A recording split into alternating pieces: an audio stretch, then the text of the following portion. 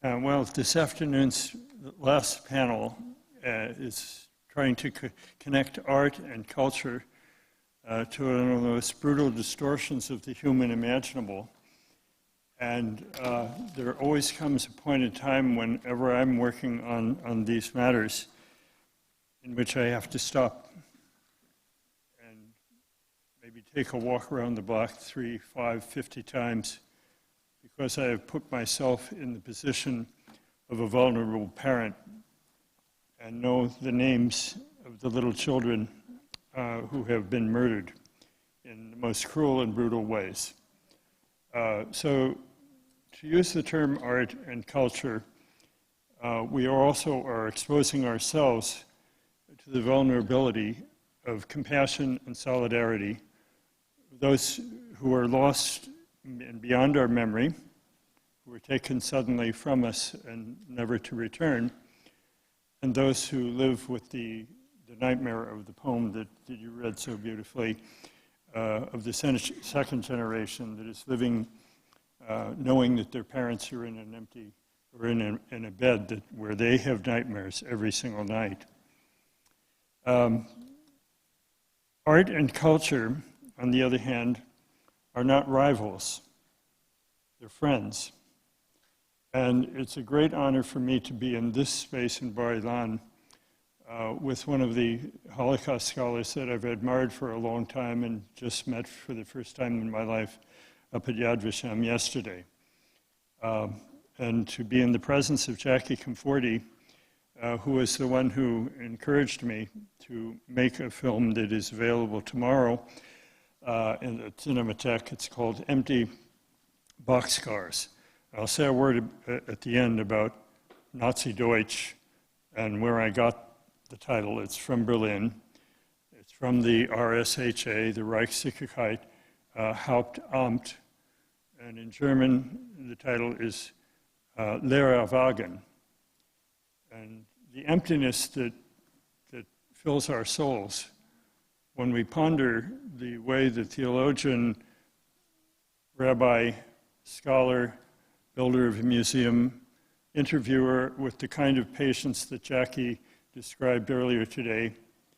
Michael Berenbaum was president of the Shoah Visual History Foundation that interviewed over 52,000 survivors, when most of them, up to that point, had been told the very stupid advice that you're in America now, shut up, we don't want to hear about all that Holocaust stuff, get on with your life. That was not psychiatric advice that did any therapeutic healing. Those were cruel words, ignorant words, that almost guaranteed that the survivors would continue in the grip of the depression and loneliness and isolation that gripped their every night nightmare. So the kind of ambiguity about making films about this thing are stripped from artists. All the normal vocabulary, as it does from historians who give a damn, all those words are off. You can't say, well, we're going to see a film tonight, hope you enjoy it. You can't say a lot of things about Holocaust films, except that it is an opportunity for artists to behave in the way that Jackie has just encouraged us in his earlier presentation this afternoon. To have the enormous patience to encourage people who have been through the darkest periods of their lives to hope beyond hope and beyond the despair that fills most of our hearts most of the time, that there is light that can yet penetrate the darkness of their lives. And those of you who know anything about astronomy, and believe me, I mean astronomy, not in astrology, and I don't believe in a lot of the hocus pocus stuff that is attributed by the Romans to the various planets that surround us, such as Mars, and Eros, that is supposed to be Venus. Rather, I look into the belt of Orion and NASA images that tell me that creation is still happening. It didn't end with Bereshit's word, Vayehi Or. It is going on and on and on. And every day that new stars are born in this star factory, if I can call it that, it makes us think twice about those shameful factories of manufacturing death in the 6 camps that have been alluded to again in the poem that we heard at the beginning, that words have more than one meaning. And to come into one of those dreadful murdering places in a boxcar, and to leave that place as ashes up a chimney, gives us a completely different idea of, say, Santa Claus coming up and down a chimney and leaving gifts behind, or other ways of thinking of warming your house, as I come from the little cottages in Ireland. Knowing what imperial oppression is like from the British that wrecked this part of the world by lying to the Palestinians about the Jews, and by lying to the Jews about the Palestinians, so that it has made me very, very difficult to share this land of peace with love and respect for your own neighbors. I say that with a lot of humility as an American, because our imperialism was no better than the British, and we've left lots of cruelty and devastation in the wake that you experience here in Israel. Well, I had a whole paragraph about Jackie, but he knows me long enough that I have to observe time limits and get on with what I'm going to say about empty boxcars, which I took the view of a person whose dad was in the art of being an actor. And I read a lot of 3-act plays because my dad was an actor. So this is a 3-act play.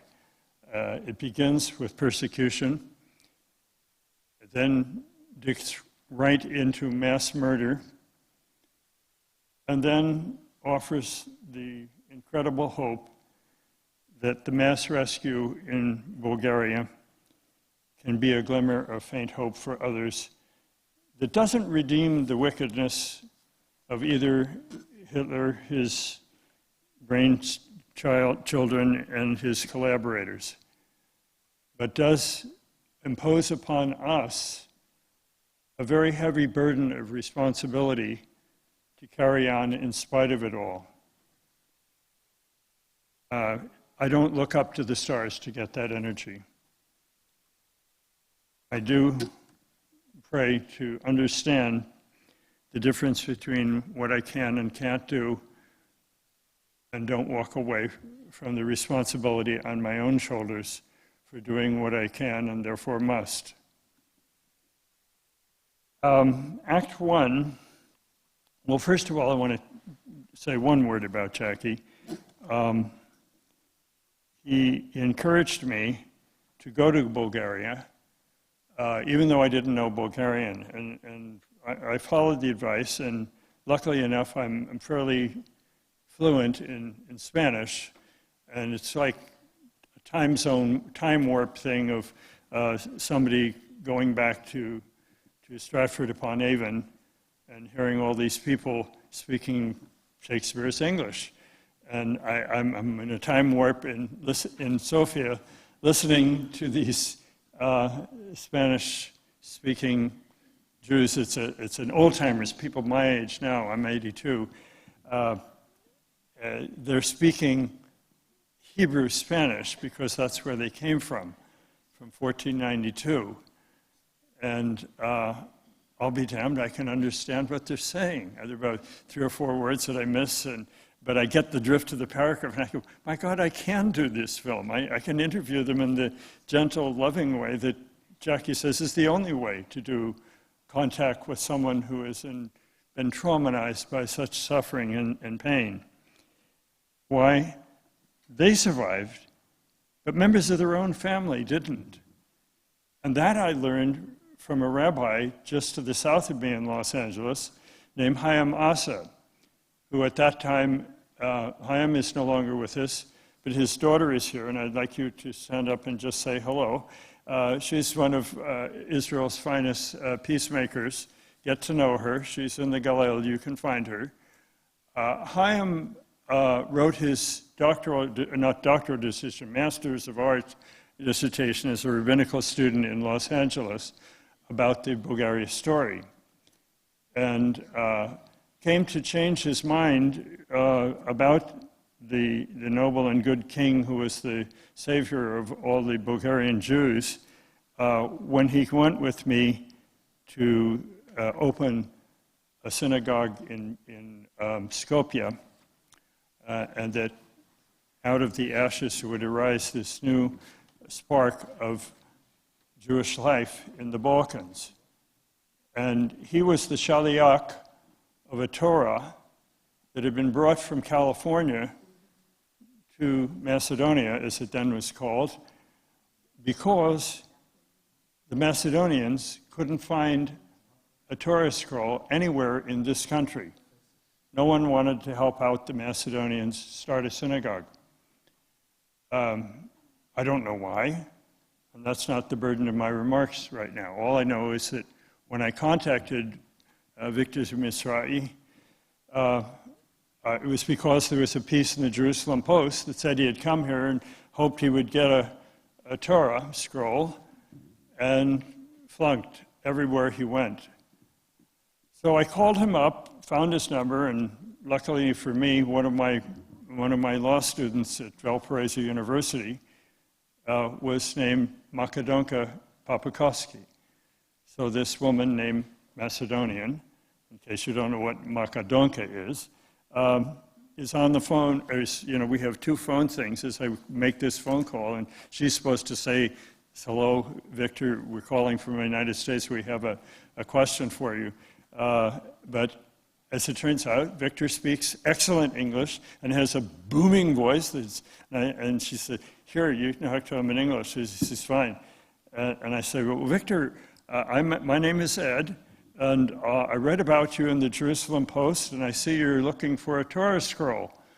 Is there anything I can do to persuade you that I can get one that's a spare one in a synagogue here, and get it koshered and get the sofer to make sure every little dot is in there, and every yod and every tittle. That's as we say in the New Testament. Don't take out either a yod, the tiniest letter, or the tiniest part of a letter. That's not who Jesus is. He's not an anti-Torah guy. He's a Jew, for heaven's sakes. And if you don't know why, well, his mother is a Jew. That's obvious. Everything she says is Jewish. And so that's all I'm going to say about that right now. But in a book with Michael Berenbaum, we who are Christians acknowledge the terrible responsibility of the contempt for Jews that lasted throughout the Christian centuries until the Vatican Council repudiated it formally in 1965. So those kinds of learning has been going on between Jews and Christians in the United States, and 5 cardinals in the United States chipped in $1,000 apiece to pay the sofer to make sure that scroll had everything that Moshe and all of the others that I think there are a lot of collaborators, or at least the name Moses stands in for a lot of people, because there are parts of the text that seem to me to be coming from different centuries. But that too is not the burden of my remarks. So watch out for Gaffney distractions. This film has 3 acts, and it begins right from the beginning, exactly the way we heard this morning, with official state policy of anti-Semitism. That is what the whole gist of Bulgaria is about when it adopts a really crazy law to protect the national security of the nation. Well, you saw the last set of slides in here that didn't lead you to conclude with any reasonable basis that Jews were the enemies of the Bulgarian community, and they were the big, powerful. That's all a lot of anti-Semitic nonsense. But it's the official state policy of Bulgaria. Now ask yourself, where does official commitment to national policy that believes all the junk of anti-Semitism go? Well, as a Christian, I can tell you where Christian anti-Semitism went. It went from the 4th century on into contempt and hatred for Jews that made Good Friday one of the most dangerous days in their life, because they had heard a gospel that blamed Jews rather than the Romans for the death of Jesus, whom I think all of us, if we know anything about him at all, is that he is a Jew who surrenders his life, who dies, but doesn't kill. In any event, the idea of persecuting Jews, which is exactly what Bulgaria did, is given to me by very live, very real, very present, here and now testimony from Jamili Kalanimas on behalf of the Jews of Macedonia, and by Sabi Kimino. You saw the thing about the tobacco people in various parts of Greece and Thrace. Well, Sabi met me right at the front door of one of these tobacco companies in Greece. And the first encounter with Sabi was really extraordinary. He started shouting at me. You could hear him 5 blocks away. I am not going to talk to you in English. I said, okay. But I say in Spanish, oh, por supuesto. ¿Por qué no vamos a hablar entonces en, no sé, ladino? Me hablas y puedo traducir, I can translate it, we'll get subtitles in there, and you can say, and then he stares at me, an American that knows a little bit more than one language? You're not a monoglot? And he then says, don't you want to know why I am not? He's talking to me in English now. You don't want to know why I am not talking to you in English? I don't know. Tell me. Winston Churchill, Franklin Delano Roosevelt, they knew.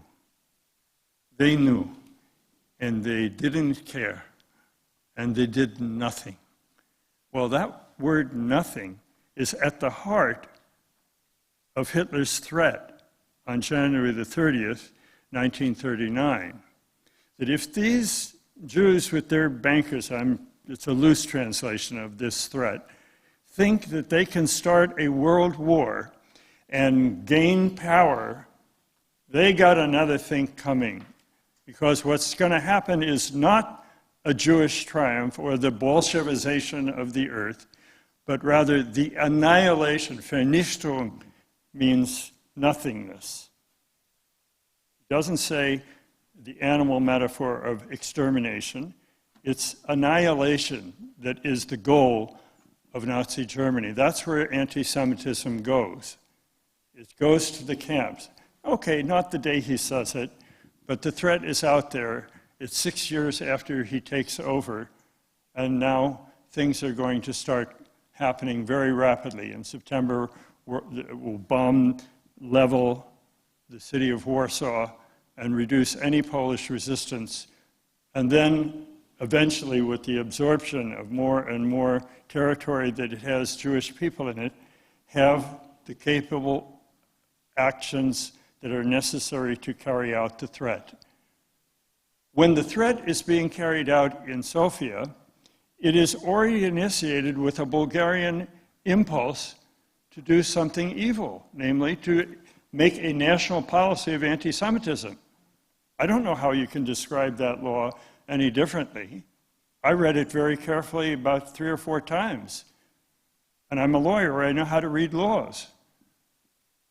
But the actions, Reinhardt actions that go into first, Helmno, Majdanek, Belzec, those kinds of camps that are rather primitive in their operation, or Treblinka with its massively efficient way of thinking of things. And we should never call those camps factories in the sense that they're putting out Porsches and beautiful automobiles or anything. They were sloppy, messy, dirty, rotten, anti-human acts. There was nothing of elegance in those so-called factories. And maybe we ought to abandon that word as a way of describing the camps, because they deserve more contempt than that. Well, if that's what persecution leads to, namely the mass murder of the first installment, and let me be very clear about that. And again, it's from Jackie Conforti that I got the clear instruction of what that 20,000 meant. It didn't mean that that's the limit of where they were going. It meant it was the first part. And that's exactly what happened with the events of May the 24th as well, is that those Jews were saved for a time. But there was no repudiation of the potential ongoing possibility. People were still going to be frightened to death of where they were being moved out of Sofia to where? To the same place along the Danube River that the Greek Jews had been brought up to get on a boat to go to Vienna, not to do some nice waltzes, but to be put on a train just the way the Macedonian Jews had been put on the train that went straight 1,600 kilometers to Treblinka. And when those people got off the train, they went on to Himmelstrasse. Anybody here with enough German to translate? Street. Well, Heaven Street? This was hell on earth, beyond the imagination of Dante. It's inferno that is both freezing cold and intense heat and fire, and it is the worst place on earth. Okay? Did you say 5 or 2? Okay, thank you. The people that I wanted to honor in the last moment of my remarks are Sabi Camino, Jamila Kalanimus, and there's one more, I'll get to that in a minute, because they are the ones who are the witnesses to the suffering, and there's something very real and very powerful about survivor testimony. First of all, there's no motive to lie. Secondly, when they are speaking the truth of their stories, they move us to tears, because it gives us the opportunity, those of us who have survived, to enter into a space that is difficult for us to imagine, let alone to articulate. Sabi and Jamila used to talk to one another every week, and Jamila is the one, she is the one who got together all of the train lists, and that's where my experience as a dad comes into it. With all those people identified with the help of IBM computing into the categories of identification, I knew the date of birth of every single person on those trains. And I got from Raoul Hilberg, the counsel, find the train list, study it carefully, and don't do a thing about your film until you've done that. Promise me, he said. I said, okay, I'll try. Well, first of all, I didn't find the train list, but I did find Jamila's police records, which are, they're very much similar to it, those 5 things I said before. And what happened then is I would look at birthdays, and I found a mother who is age 43 and her son, age 23, born on the same day, on their birthday in one of those boxcars heading to Treblinka. Those are the things that happen if you pay enough close attention to the research that is necessary to do art in a way that is moving and powerful. The last thing that I want to say about that is what I said at the beginning about the Lehre of Hagen. Nazi Deutsch is not like the difference between Hochdeutsch and Münchners and that sort of thing, Bayerische. It's about deception. It's about using words in a very false, empty, hollow way. Imagine that your job is to protect murderers from any responsibility for their mass murder. You want to make them feel good about their job. You know, it's like Eichmann saying he just was making the trains run on time. It was just a kind of a, don't blame me, there must be some higher up. Well, wait a minute.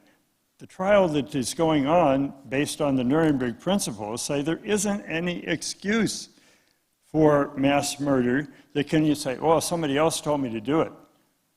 Who told those people in the Einsatzgruppen to go out and with a rifle at, excuse me, I don't want to point it at anybody because it's too offensive of a thing to do.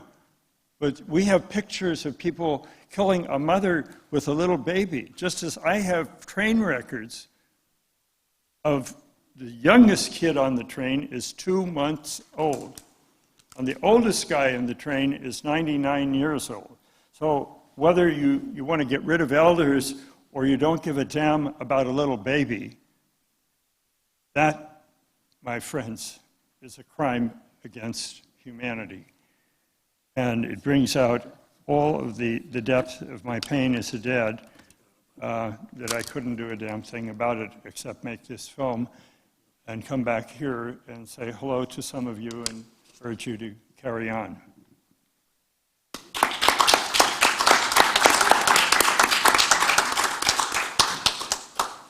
Thank you, Ed. I look forward to watch your movie tomorrow. Next speaker. עורך דין רינה שעשוע חסון,